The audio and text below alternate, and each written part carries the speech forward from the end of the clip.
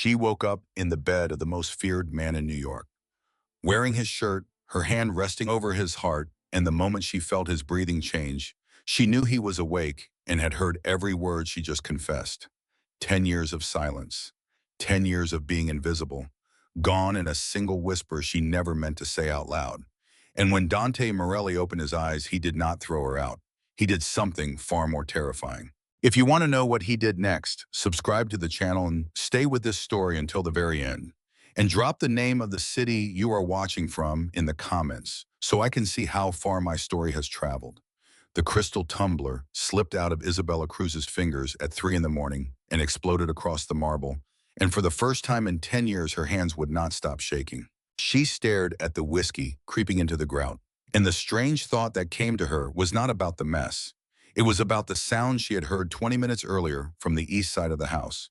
Something heavy hitting a wall.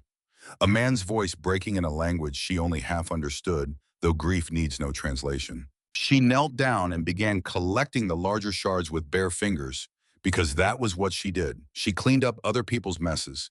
She had been doing it since she was 23 years old, since she arrived in this country with nothing but her grandmother's silver cross and a stubbornness that had carried her across borders and through bureaucracies designed to break people exactly like her. She was 33 now, still cleaning, just different kinds of messes. A second crash came from the library, louder than the first, and Isabella froze with a shard of glass still resting in her palm. She should have walked away. Every rule of her position told her to walk away. Staff did not go toward the noise in this house. Staff waited in the dark until the noise stopped, and then they came in the morning and cleaned whatever was left of it without asking a single question. She had followed that rule for a decade, and it had kept her alive. She set the glass down and went toward the noise anyway. She found him on the floor of his own library, with his back against the desk, legs stretched out, head tipped against the wood like a man who had already lost the fight. His jacket was gone. His shirt was untucked and streaked with blood that had come from his own knuckles. One bottle lay on its side empty, another hung from his fingers, half gone. Isabella had served this man breakfast 14 hours earlier. That man had been pressed and precise, his hair back, his suit fitted to him like armor, his presence filling a room the way weather fills a valley. That man made grown men sweat. This man was in pieces. She spoke from the doorway quietly the way she always did, and she used the words she had used for 10 years. Senor, she asked if he needed anything. He answered with a number, 10 years. He said it twice, and then he said her first name. Isabella. Her hand went to the door frame without her permission. In 10 years of service, that man had called her Cruz, or he had called her nothing at all, or he had simply lifted 2 fingers when he wanted something, and she had understood. He did not know her first name. She had assumed for a full decade that he did not know her first name. He knew it. He had always known it. She stepped into the room and told him he was bleeding. He laughed at that, a sound with no humor anywhere inside it, the kind of laugh that makes the skin on a person's arms rise. He said he had not noticed. He lifted the bottle and drank, and whiskey ran down his chin, and he did not wipe it away. And Isabella Cruz stood in the middle of a room she had cleaned 500 times and understood that something in this house had come apart permanently. Then he told her what he had noticed. He had driven out to the summer house that afternoon without warning anyone, and he had found his wife there with Marco Santini. Marco, who had grown up in the Morelli kitchen. Marco, who had sworn loyalty at 15 years old with his hand on Dante's father's ring. Marco, who had stood beside him at the funeral. Marco, who had been at the table for Sunday dinner 9 days earlier and had complimented the sauce. Isabella's breath stopped in her chest. She had suspected something. The Senora had come back from the Hamptons 4 days early, with her composure cracking at the corners. Dante had come home at midnight, dismissed every guard except the perimeter men, and locked this door behind him. Isabella had assembled the shape of it the way she assembled everything in that house, from silences and schedules and laundry. But suspecting a thing and hearing a man say it out loud are not the same species of knowledge. Hearing it turned her stomach over. She told him she was sorry. He turned the word over slowly like it was something foreign, and then he said that everyone was going to be sorry, and he started to say what would happen to Marco, and he stopped himself, and his jaw locked so hard she could see the muscle jump under the skin. What he said next was the part that unmade her. He said the worst part was that he should have seen it. He listed the evidence like a man reading his own autopsy. The late nights, the new perfume, the way his wife had flinched when he touched her shoulder in April. He said he could read a room full of liars the way other men read a menu. He said he could smell a double cross from across the city, his own wife, his oldest friend, 3 feet away from him for years, and he had been blind. Isabella stayed silent because 10 years in that house had taught her that silence is sometimes the only real gift a person can offer. Space to fill with your own wreckage. Then he tried to stand. He got halfway up using the desk for leverage, and his legs went out from under him, and Isabella was already moving before she made the decision to move. She crossed that room in 4 strides and caught him under the arms, and she felt the solid weight of him come down against her, and she braced against it and held. That was the first line she crossed, and she crossed it without noticing. She murmured that she had him, that he should go slow, that she would help. And Dante Morelli looked down at her, and for the first time in 10 years, he actually looked at her. His eyes were bloodshot and unfocused, and still somehow sharp enough to pin her in place. He said something that landed in her chest like a stone dropped down a well. He said she was always here, every morning, every night, 10 years, always here. And he asked why. She told him it was her job. The words came out automatically, and they tasted like a lie the second they left her mouth because they were not the whole truth, and both of them heard it. He asked her if she had a husband, a boyfriend, anyone waiting for her in whatever small room she went home to at night. The questions were invasive and inappropriate, and no employer had ever asked her anything remotely like them, and she answered anyway. No one. He asked why not. He said she was a beautiful woman and she should have someone, and the compliment was drunk and careless, and it went through her like heat through paper, and Isabella hated herself for the way her chest reacted to it. She told herself it was the whiskey talking. She told herself he was not himself.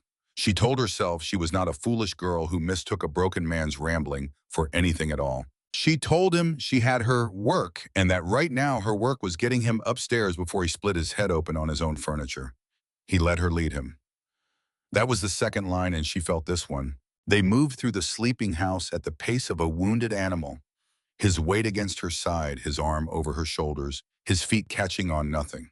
She was aware of every single point of contact between them in a way that shamed her. She was aware that she could smell whiskey and cologne and blood. She was aware that the paintings of 4 generations of Morelli men were watching a housemaid carry the head of their family up the stairs. Halfway up, he said the thing that told her how deep the wound went. His wife had told him she loved Marco. Not that it was a mistake, not that it meant nothing. She had said she had loved him for years. While Dante was out building an empire he thought he was building for her. His voice broke on the word years, and Isabella felt the shudder go through his entire body, and she gripped him tighter and told him not to think about it tonight. One step at a time. She got him to the master suite in the West Wing, as far from his wife's rooms as the architecture allowed, which she understood now had never been an accident. She had been in that bedroom 1,000 times. To clean, to change linens, to make everything perfect for a man who demanded perfection the way other men demand air. She had never once been in it while he was in it. She eased him down onto the mattress and started to step back, and his hand closed around her wrist. He asked her to stay. He said it barely above a whisper. He said he did not want to be alone right now. Every professional instinct Isabella had built over 10 years stood up and screamed at her. Call his brother, call his assistant, call anyone. Walk out of this room and pretend you were never in it, because the distance between a maid and a man like this is the only thing protecting the maid. She heard herself say she would stay until he fell asleep. He nodded and let go of her wrist, and his eyes were already closing. She should have left the moment his breathing evened out. Instead, she found herself moving around this room, and this was the part she would think about for the rest of her life, because nothing about it was duty. She took off his shoes, she loosened his tie, she pulled the cashmere throw up over him. She went into his bathroom and found the first aid kit she knew was under the sink, because she was the one who restocked it, and she came back with antiseptic and gauze. She warned him it would sting. He did not flinch. He just watched her with those eyes while she cleaned the split skin over his knuckles. And Isabella worked with her fingers steady and her heart going like something trapped. Then he said she had kind hands. He said he had never noticed before. She told him he had never needed to notice before. And Dante Morelli, half destroyed, half drunk, lying in the ruins of his marriage, asked her to stop calling him Signor. He asked her to call him by his name, at least tonight, at least while it was only the two of them and everything else in his life was in pieces. She looked at the man she had served for a decade without ever once being seen by him, the man who had built an empire out of fear and loyalty. The man who was now asking a housemaid for the smallest possible mercy, which was to be spoken to like a person. She said his name. He smiled. Not the controlled thing he used on business associates, a real one that took 20 years off his face and made him look like the boy he must have been before his father put a family on his back. And then he was gone, pulled under by the alcohol breathing deep. She meant to leave. She stood up to leave, and he stirred and reached out for nothing in the dark, and Isabella sat down on the edge of the bed instead. Just for a moment, just until she was certain he was fully under. The moment became an hour. She sat there in the dark and watched the most dangerous man in New York sleep, and something inside her chest that she had bricked up 10 years ago cracked open and would not close again. She knew he took his coffee black with one sugar. She knew he read the financial section first. She knew he trained at 5 in the morning without exception, including the morning after his father's funeral. She knew he had a scar on his left shoulder from a bullet he took at 25. She knew he was left-handed and had trained himself to shoot with his right in case.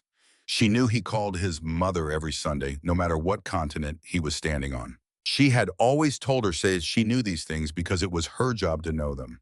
Sitting there at 4 in the morning, she finally admitted the truth.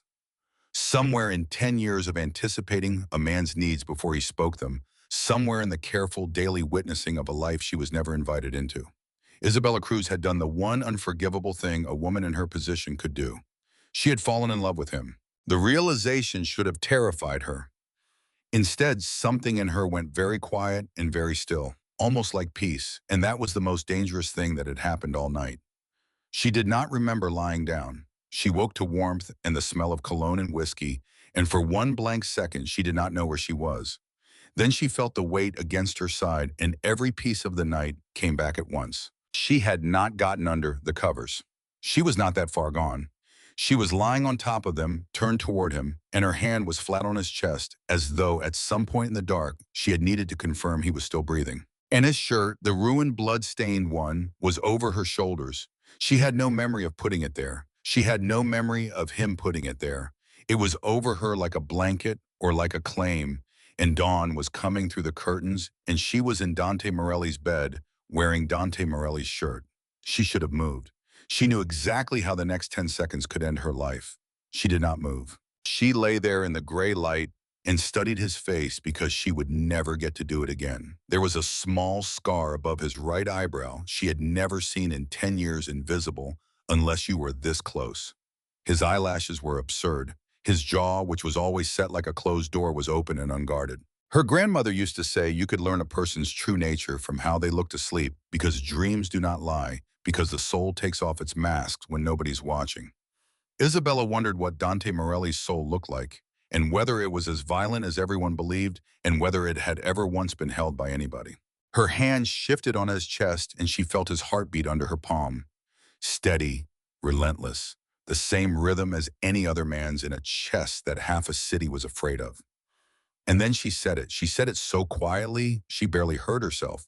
And she said it because she believed he was asleep, and because she had carried it for 10 years and it had gotten too heavy to hold alone for one more minute. She said she had stayed because he never let anyone take care of him. She said that she had always wanted to. His breathing changed. Isabella's entire body went rigid. She did not have to look at his face to know. The rhythm under her palm had shifted. It was faster. He was awake. He had been awake. He had heard every syllable. Panic went through her like cold water. 10 years of employment, 10 years of a roof and a wage and a country, and she had just destroyed all of it with 11 words. She started to pull her hand back. She started to apologize. She started to construct the sentence that would let her walk out of that room and out of that house before he had her thrown out of it. He said her name. His eyes opened and focused on her with a clarity that should have been impossible after 2 bottles, and Dante Morelli did not tell her to get out. He told her to say it again. Her mouth went dry. She began to call him Senor, and he corrected her instantly, rough with sleep and absolutely immovable. And he told her again that he wanted to hear the words come out of her mouth a second time. Heat climbed her neck. She said she should never have said anything, that it was inappropriate, that she would go. His hand caught hers before she could pull away, and he pressed her palm flat against his chest over a heart that was no longer steady at all, and he told her to say it again. And Isabella Cruz, who had spent 10 years being invisible on purpose, looked the head of the Morelli family in the eye with her voice shaking and said it a second time. She had stayed because he never let anyone take care of him. And she had always wanted to. The silence that came after was not empty. It was loaded. His thumb began tracing slow circles on the back of her hand, and she realized he was still holding her palm against his heart, and that his shirt was still on her shoulders, and that the sun was now fully up over New York City. Then he said the sentence that ended the life she used to have. He told her she had been in his house for 10 years, and he had never once seen her. She told him she was not supposed to be seen. She said that was what good service was, being there without being noticed. And Dante Morelli, in a voice stripped of every ounce of the control he was famous for, told her exactly what he thought of good service. The vulgarity was so far outside anything she had ever heard from him that it startled a laugh out of her before she could stop it, and his eyes lit up like a man finding something he had lost. He said that was the first time in 10 years he had heard her laugh. She said she laughed plenty. He said not around him, never once around him. Then he shifted up onto one elbow so he could look down at her, and the movement pulled his shirt off her shoulder, and his eyes followed the bare skin, and Isabella watched a decade of safety burn down to the foundations in a single breath. He asked her why she had really stayed. He said she could have walked out the second he passed out. Instead, she had stayed and put on his shirt and lain down next to him like she cared what happened to him. She finished the sentence for him. She told him that she did care, that she had cared for a very long time. And downstairs on the other side of the house, a fist began pounding on the study door because Luca Morelli had just arrived with news about Marco Santini, and he had already been told that his brother had not come down all night. The pounding on the study door stopped, and then it started again on the stairs, and Isabella understood she had maybe 40 seconds before Luca Morelli reached the top of them. Dante moved first. She watched the transformation happen in real time, and it frightened her more than anything he had said all night. The vulnerability went out of his face the way water goes out of a cracked glass, fast and complete, and what was left behind was the man half of New York paid tribute to. His spine straightened. His voice, when he called out that he needed 5 minutes, carried through solid mahogany without him seeming to raise it at all. But before he let her go, he brought her hand to his mouth and pressed a kiss into her palm, and he kept his eyes on hers while he did it, and he told her that this conversation was not finished. Then she was in the hall with her uniform straightened and her hair pinned and her employer's shirt folded neatly on a chair behind her, and Luca was coming up the last 3 steps. He looked at her. He looked at the door she had just come out of. He looked at the fact that it was 6:40 in the morning and no cleaning was scheduled in the master suite until 10. And Isabella watched something register behind the eyes of a man whose entire job was noticing exactly this kind of thing. She kept her chin down and her steps even, and she said, "Good morning," the way she had said it 4,000 times, and she went past him and down the stairs, and she did not breathe properly again until she reached the kitchen corridor. Luca did not say a word. That was worse than if he had. By 9 that morning, the house knew something. Not the truth, but the shape around the truth. The staff knew that the Senora's personal luggage had been brought down from the East Wing at 7. They knew that 2 men had been sent to the summer house to remove certain items, and that they had come back with a car full and their faces closed. They knew that Marco Santini's name had been taken off the front gate list, and that a man whose name had been on that list since before some of them were born did not simply come off it for a scheduling error. Rosa found her at 11 standing at the counter stirring a cup of coffee she had not drunk any of. Rosa had been the cook for 8 years and was the closest thing Isabella had to a friend in that country. She said Isabella was doing the thing again, the one where she was standing in a room but not actually inside it. She asked what had happened. Isabella said nothing had happened, and the lie came out flat and unconvincing, and she heard it die on the counter between them. Rosa dried her hands and lowered her voice, and asked whether this had anything to do with the Senora and Marco. Isabella told her the truth, or a version of it, with all the dangerous parts filed off. She said she had found him in the library, that he had been hurt, that she had taken care of it. Rosa's face changed then, and it was not shock. It was recognition, which was so much worse. She told Isabella to be careful. Isabella said she was being careful. Rosa said no, she was not, that it was already in her eyes, that she had worn that same look herself once years before she came to work in that house for a man who had been wrong for her in every single way that eventually mattered.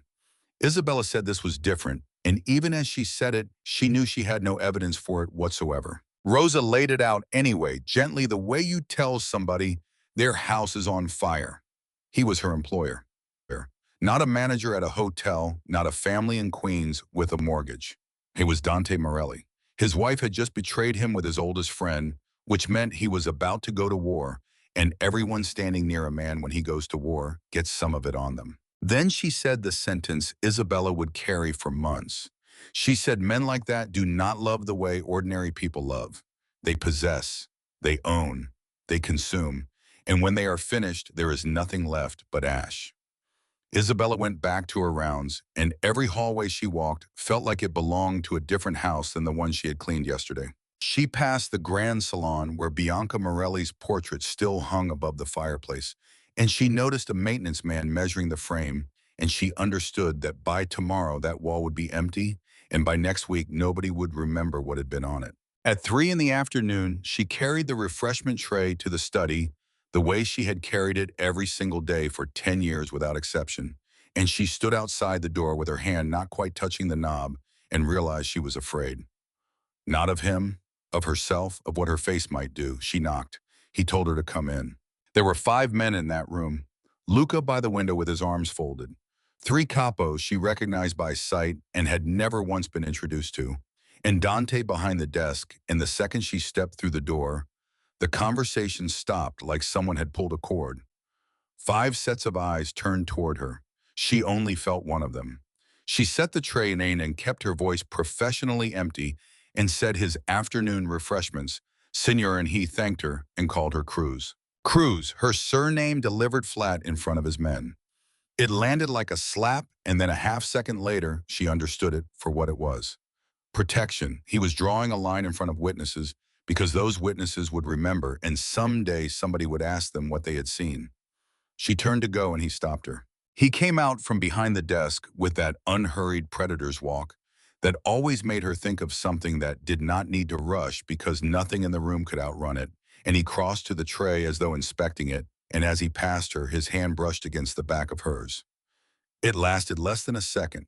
To anyone watching, it was an accident of geometry in a crowded room. Isabella knew better. He had done it on purpose in front of 5 men 3 feet from his brother because he was incapable of walking past her without touching her, and he had decided to accept the risk. He said it was perfect as always, and there was something underneath the words that had nothing to do with sandwiches.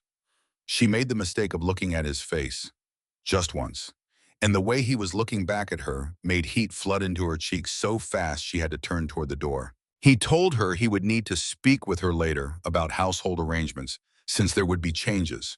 The pause before the word changes was a fraction of a second long, and it was the most reckless thing he had done all day. She got out of that room and made it around 2 corners before she let herself lean against a wall. She spent the rest of the afternoon performing her job from muscle memory while her mind ran the same 3 seconds on a loop. She caught herself touching the back of her own hand where his fingers had been, like a woman checking a bruise to see whether it still hurt. Rosa was right about the danger. That was the maddening part. Every single warning was accurate. The timing, the power imbalance, the world. He lived in a world where betrayal was answered with violence and loyalty was the only currency, and a woman like her had no protection at all beyond one man's continued goodwill. But Isabella had been careful for 10 years. She had been smart and quiet and safe for 10 years. And she went home every night to a room in the staff wing, barely wider than the bed inside it, and she lay there listening to a house full of other people's lives, and she was 33 years old. That evening, she found a note pushed under her door. Expensive cardstock, his handwriting all sharp angles and control, 2 words and an initial. Library, midnight. She read it 11 times. She could ignore it. She could burn it in the kitchen and go to work in the morning and be Cruz for another 10 years and die safely. At 11:45, she took off her uniform and put on the plain black dress she wore on her rare days off. She brushed her hair out and left it down, which she had not done in that house since her first week. She touched her grandmother's cross at her throat and asked her forgiveness and told a dead woman in Barcelona that she needed to know. I was already there standing with his back to the room. He had changed out of the suit into dark slacks and a white shirt with the sleeves rolled up, and without the jacket, he did not look like the head of anything. He looked like a man in his own house at midnight. He said without turning around that he had not been sure she would come. She told him she had almost not come. He asked what had changed her mind, and she closed the door behind her and told him the truth, which was that she was tired of being invisible. That turned him around. He looked at the dress and the loose hair and the way she was standing, not like an employee waiting for instruction, but like a woman who had chosen to walk into a room, and he told her she had never been invisible to him. Not after last night, she said before last night then, for 10 years. He had the decency to look guilty. He said before last night he had been a fool and that he was trying very hard to stop being one. They stood 10 feet apart with a desk between them, and every barrier that should have existed between them was in that gap. Class, money, power, a wife who had not yet moved her furniture out, a business that buried people. She asked him what he wanted to talk about. He said her. He said he wanted to know who Isabella Cruz actually was. Not his maid, not the woman who had served his family for a decade. The person underneath all of that, the one who had stayed when she had every reason on earth to walk out. And Isabella stood there and realized that in 10 years inside that house, not one person had ever asked her that. She did not know where to start.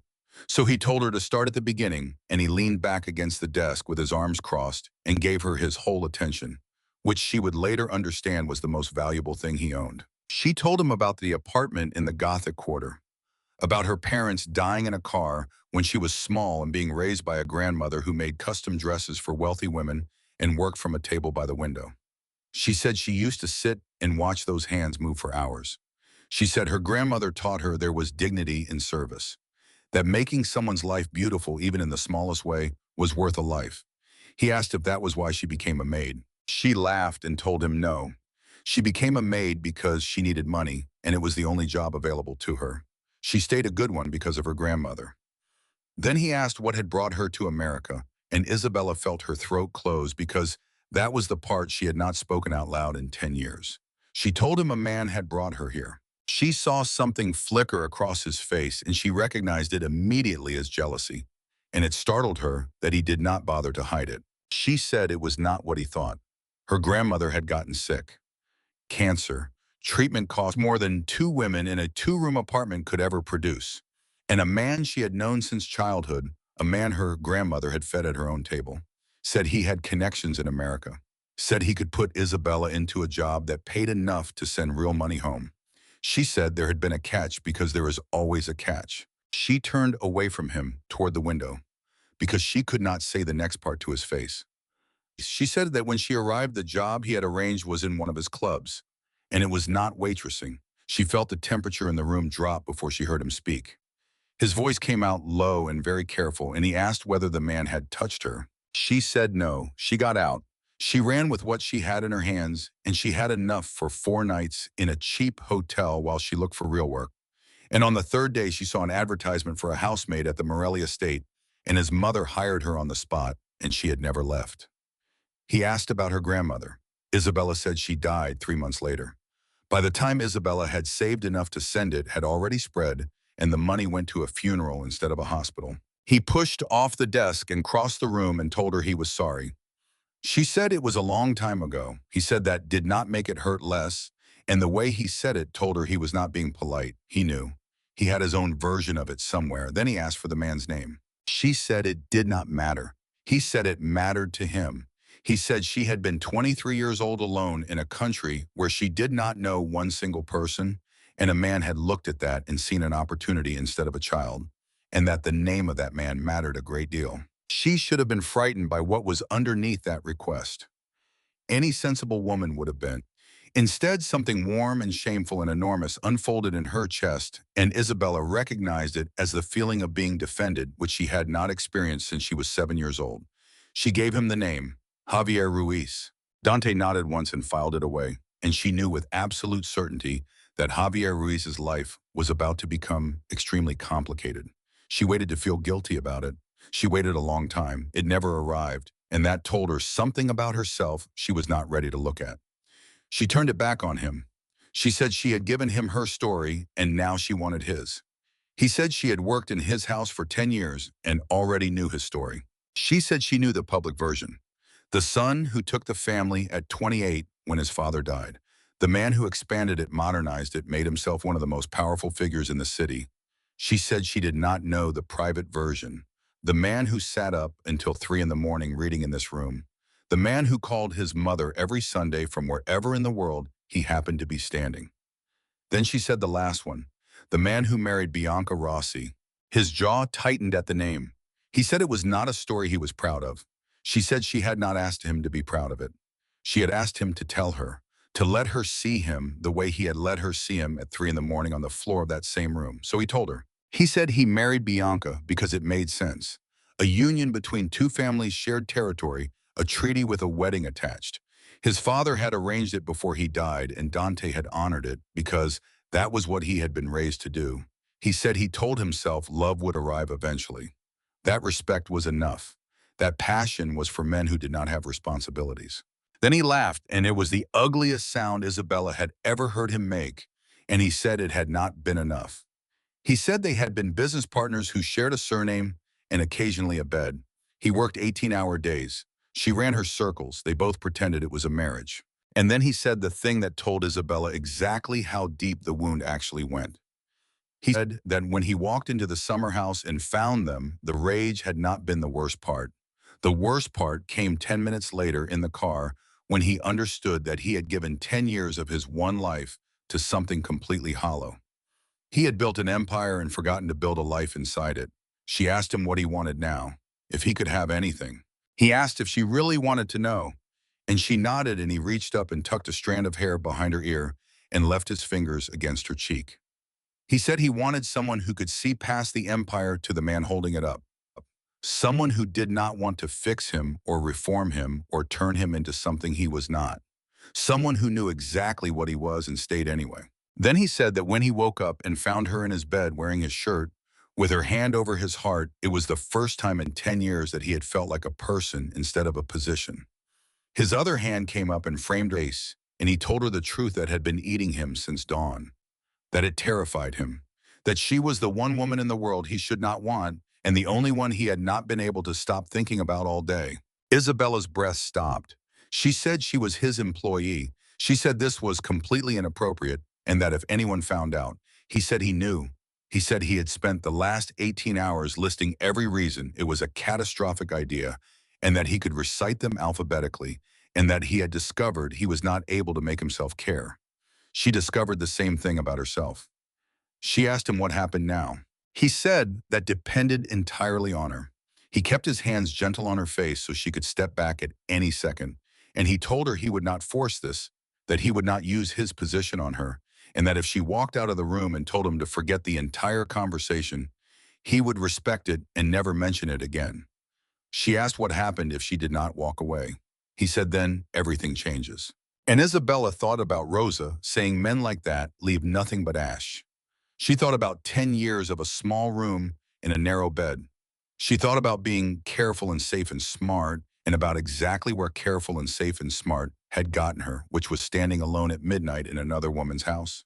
She told him she had spent a decade playing it safe, and it had bought her nothing but a room she went into alone every night. She said she was tired of watching other people live. She said if everything was going to change anyway, then maybe it should. He kissed her, and there was nothing gentle in it, and years of silence came out of both of them at once. When they broke apart, they were both shaking foreheads together, and he said this was going to be complicated. She said she knew. He said dangerous. She said she knew that too.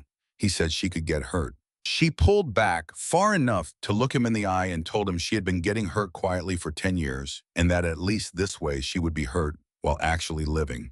Something fierce came into his face, and he told her nobody was going to hurt her while he was breathing. She asked him not entirely as a joke whether that included him. The question caught him completely off guard, and he went quiet for a long moment, and Isabella respected him more for that silence than for anything he could have said quickly. He told her he could not promise he would never hurt her. He could only promise that he would never do it deliberately and that he would spend every day trying to be worth what she was risking. It was not poetry. It was not forever. It was honest, and honesty was worth more to her than any promise a smoother man could have made. She said then they were doing this. He said he supposed they were, and he kissed her again slower, and Isabella Cruz let herself be held for the first time in 10 years. Neither of them heard the study door open at the far end of the hall. Neither of them saw Luca Morelli stop in the corridor with a phone in his hand and a name on the screen he had been trying to reach his brother about for 20 minutes and stand there looking at the library door, which was closed at midnight, with the light on underneath it and no voices coming through. Rosa did not apologize for interrupting. That alone told Isabella how bad it was.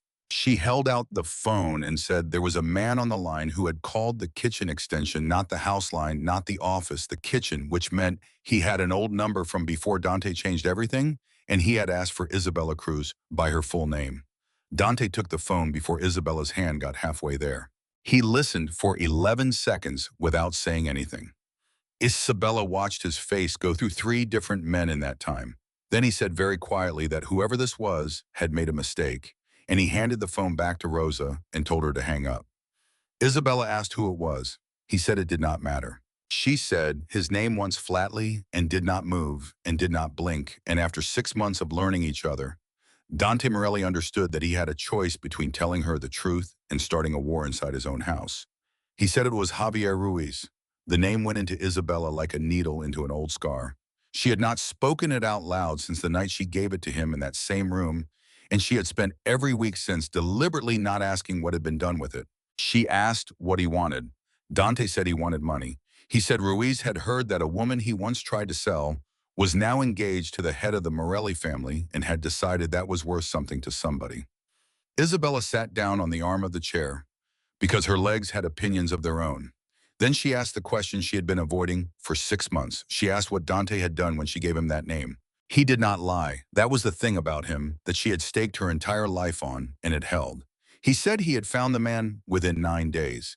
He said he had gone himself, which he almost never did anymore, and that he had made it extremely clear what would happen if Ruiz ever came near her or spoke her name. He said he had left him alive. Isabella asked why. And Dante told her the truth, which was uglier and more honest than mercy. He said he had not left him alive out of kindness. He had left him alive because on the drive out there, he had realized that if he killed a man over Isabella Cruz, then somewhere in the city, there would be a body attached to her name forever, and one day somebody would use it. He said he had wanted her hands clean more than he had wanted the satisfaction. She sat with that for a long moment. Then she asked what happens now, because a man who calls a kitchen extension asking for money is a man who has already decided he is not afraid anymore. Dante said he would handle it. Isabella stood up and said no. She said she was done being handled. She said this one belonged to her, that it had belonged to her since she was 23 years old and standing in an airport terminal, believing a man who had eaten at her grandmother's table. Dante told her that was an emotional decision. She said it absolutely was, and then she made her case anyway, and she made it the way she had learned to make cases in that study over the past 6 months. She said if Dante Morelli disappeared a man over her, it confirmed exactly what the whole city already whispered, that she was the soft spot, the lever, the thing you reached for when you wanted to move him. She said every enemy he had would file it away. She said the correct answer was not violence.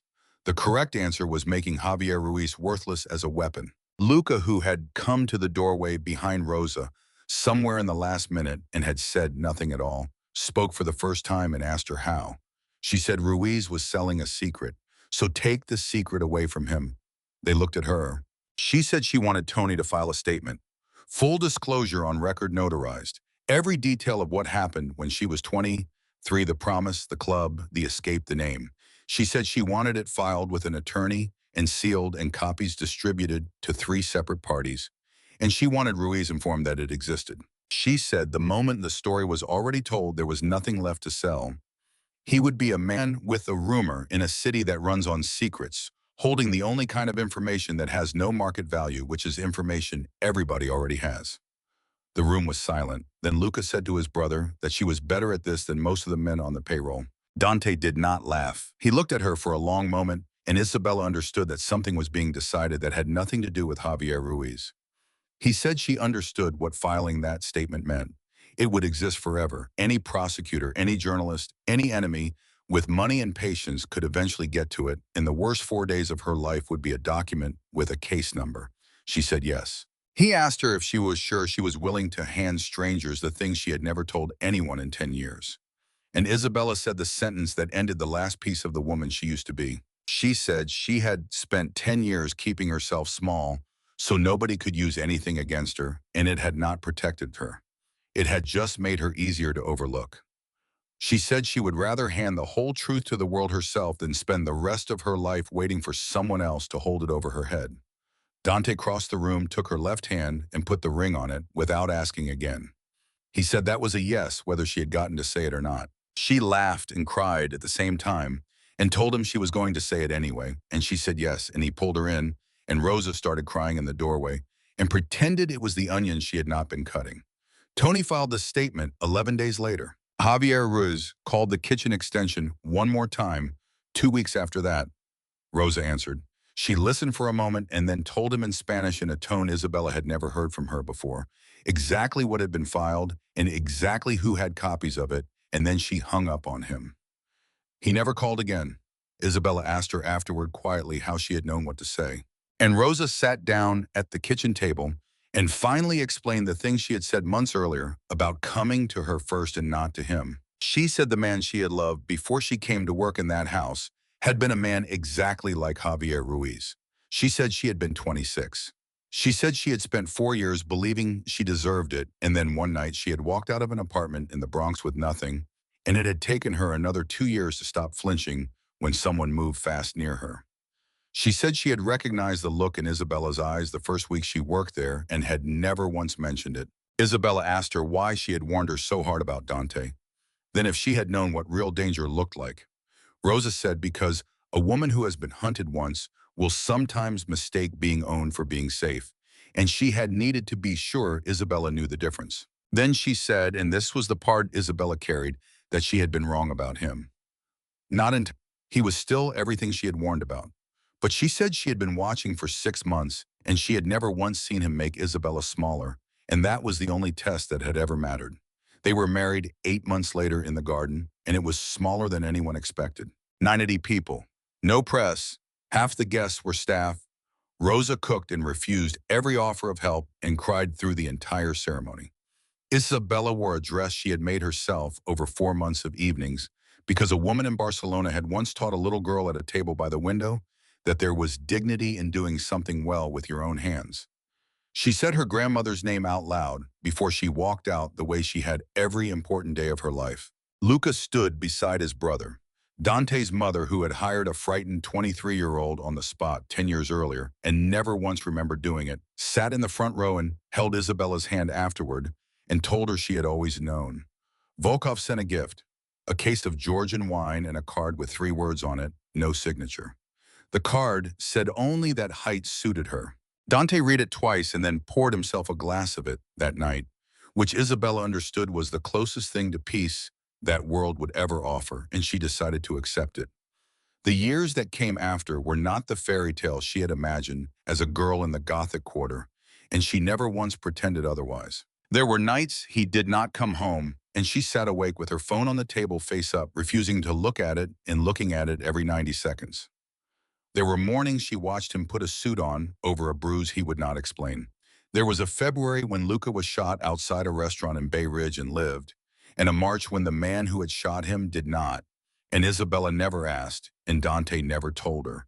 And they both understood that the not asking was a thing she had chosen with her eyes open. She never became naive about him. That was the discipline that kept the whole marriage upright. She had said it in a library at midnight, and she meant it for the rest of her life. She had not fallen in love with a good man, she had fallen in love with a real one, and she had refused to spend her marriage editing him into something more comfortable. But she also watched him change in ways so small that nobody outside that house would ever have measured them. He stopped working past midnight. Then he stopped working past 10. He began taking Sundays completely, which had not happened in the Morelli family in 3 generations, and he called his mother from the kitchen table instead of from a car. He started asking Isabella questions before he made decisions. Not for permission, for the thing she had that none of his men had, which was 10 years of watching people when they thought nobody was watching back. Twice, at least twice, that she knew of her rage stopped something terrible before it started. And slowly, without any announcement, the men in that study stopped looking surprised when she walked in. The staff was harder. It took 2 full years before the women in that kitchen were natural with her again, and it never came all the way back, and Isabella accepted that as the honest cost of what she had done. You cannot climb out of a room and expect the people still in it to feel nothing about it. So she did the only useful thing she could think of. She rebuilt the terms. She raised every wage in that house by a third. She wrote actual contracts with actual protections. She created a fund for the staff's families out of the trust Dante had forced on her that she had never touched, and she named it after her grandmother, and she never once explained to anybody who that name belonged to. Rosa retired at 62 with a pension. Nobody in her position in that city had ever received and moved to a small house 40 minutes north that Isabella had bought and titled solely in Rosa's name and refused to discuss. Isabella never stopped cleaning the library herself. Not the whole house. She had 40 people for that. But that one room every Sunday morning alone with the door closed. Dante asked her about it once in the first year, and she gave him an answer that made him stop asking. She said she had found him on that floor. She said that was where she had stopped being invisible, and she was not going to let anybody else touch it. 9 years into their marriage, on a night when the house was quiet and their daughter was finally asleep upstairs after an hour of negotiations that would have impressed any capo in the family, Isabella came downstairs and found Dante on the floor of the library with his back against the desk. Her heart stopped for a full second before she saw the book in his hand. He looked up and said he had been thinking about the first night. She sat down on the floor beside him, which she had not done in 9 years, and asked what about it. He said he had spent a decade walking past her. He said he used to lift 2 fingers when he wanted coffee, and she would appear with it, and he had never once wondered how she knew or where she went afterward, or whether anybody in the world was waiting for her. He said the thing that frightened him still at 51 years old was how close he had come to never knowing. Isabella took his hand, the one with the old white line across the knuckles from a wall he had punched at 3 in the morning, and told him something she had never said out loud. She said she had almost not gone toward the noise that night. She said she had stood in the hall with a piece of broken glass in her hand, and every rule of 10 years telling her to walk the other way, and she had come within about 2 seconds of doing exactly that. He asked what made her go. She said she did not know. She had thought about it for 9 years and she still did not know. She said maybe some part of her had been waiting a decade for a reason. They sat there on that floor for a long time, 2 people who had each been alone in a crowded house, and neither of them said anything else because nothing else was necessary. Rosa had been right that men like Dante Morelli possess. She had been right that they own, that they consume, that they do not love the way ordinary people love. What Rosa had gotten wrong was the ash. Because being consumed by someone who genuinely sees you turned out to be a completely different thing from being ignored by an entire world. Isabella had spent 10 years being careful, being smart, being invisible, and it had bought her a narrow bed in a staff wing and a life she watched from the margins, like a woman standing outside a lit window. She had traded all of that for something dangerous, and she had never once wanted it back. She had been a maid who woke up in her employer's shirt with her hand over his heart, certain she had destroyed her entire life in 11 whispered words. Instead, she had said the only true thing anyone in that house had said in 10 years, and it had built her a life. Isabella Cruz stopped being invisible on a cold morning in a rich man's bedroom, and she never disappeared again.